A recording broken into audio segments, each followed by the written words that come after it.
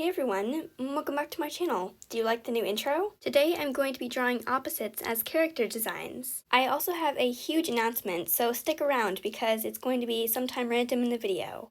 For the first pair I'm drawing fire and ice. I could be drawing fire and water, but fire and ice has a nicer ring to it, and ice is just frozen water anyways, so I don't really think it matters. I'm going to pose them as if they were positioning for a picture. This will also be good practice for drawing figures, since I need to work on that and I didn't used to draw them so often, so I'm trying to change that. I'm going to have the fire character be the friendly one and the ice be kind of skeptical of the fire character, because opposites do not always get along. I actually ended up redoing the ice dress just because I was not happy with it at all, so please ignore the weird lumpy fabric. When I'm drawing emotes, I use very thick, bold lines because it shows up better when shrunk down to a smaller size, but I used thick lines for this at first and it really did not convey what I was hoping, so I do end up thinning that out, and as a result this piece of art took me 6 hours. But it was definitely worth it to make the art look better because this just looks weird and lumpy. So I went back to my sketch and I changed up the ice dress to make it more form-fitting but also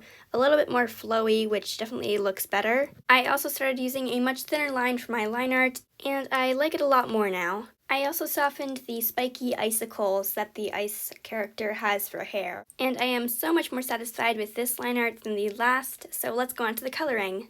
I used the same colors from my first attempt, but I had a different idea for this one. My plan was to make the bottom of the dress gradually more transparent, and I actually really like the way it turned out. I also feel it necessary to point out that I love the adorable mushy expression on the fire character's face. For shading, I just used darker versions of the character's clothing, and it worked very nicely. The last thing these characters need are names, because it's getting weird referring to them as fire character and water character, so I'm going to go with Spark and Ray. But I didn't stop there. Instead I added something extra like I always do, and it actually turned out pretty good.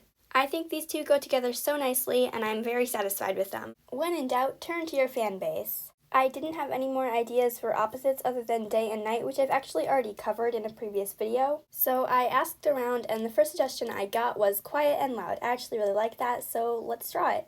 Now I'm going to warn you, this might set some people off, but I am going on stereotypes of quiet and loud people.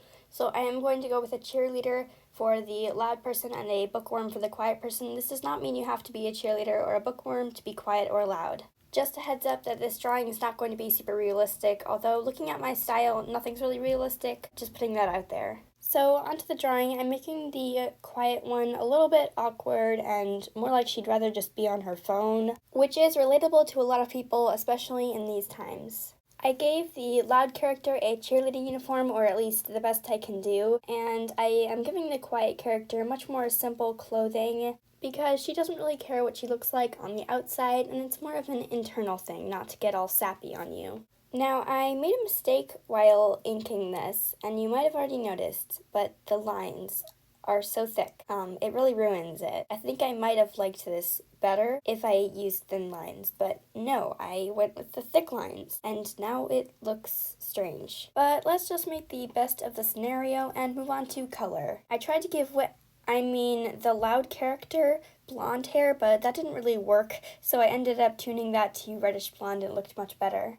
And I used more serene colors for the quiet character. So I have already decided on the names for these characters, although I did kind of let that slip. But anyway, here's the big reveal. For the loud character, I'm going with Wave, and the quiet one, I think Aqua is a fitting name. And here they are. I don't love them, but I do like them better than I did when I was first inking. Hold up, huge announcement. I am writing a book, or at least a story. This is going to be released as a roleplay audiobook on my channel, chapter by chapter, as a series, very soon. As you can see, the book is titled Everfrost, and it's a Wings of Fire fanfiction. However, you do not need to read the original series to understand the story. I'm just starting to edit together the prologue, so it'll be in my next few videos. Credits to the co-authors and voiceover cast will be in the description. Anyways, back to the video. For the last pair of opposites, I'm going with Sweet and Salty, which was another fan suggestion. Sweet and salty go very well together in real life, and I want these two to be very harmonious. I mean, just think, chocolate dip pretzels, salted caramel. I want these two to be good friends, maybe even sisters. But I am going to pay more attention to the clothing and faces this time because I did not do a great job of that with Aqua and Wave. So for the sweet character, I gave her cotton candy hair and kind of a gumdrop headband, and the skirt seems to resemble one of those Jell-O cakes. For the salty character, I gave her a playful expression and 2 salt crystals in her hair. I was thinking ahead with this one, and I used the correct thin line instead of the weird thick lines I used for Aqua and Wave. And it's already looking much better. I also played around with eye shapes to give them more character. And you may notice I gave them anklets. My friend actually inspired me to do this. I don't do a lot of experimenting with different hairstyles, so this was also a very good exercise for that. I usually use a lot of the same styles of hair, but this is very unique, and I just love these 2 hairstyles. I think I'm going to use more of them, or at least more unique ones, because these are turning out very well. I'm going with cotton candy colors for the sweet character, and also very fair skin. I really like how these colors correspond to her personality. For the salty character, I gave her a mix of different blue tones. And I eventually decided her neck was way too long, so I adjusted that.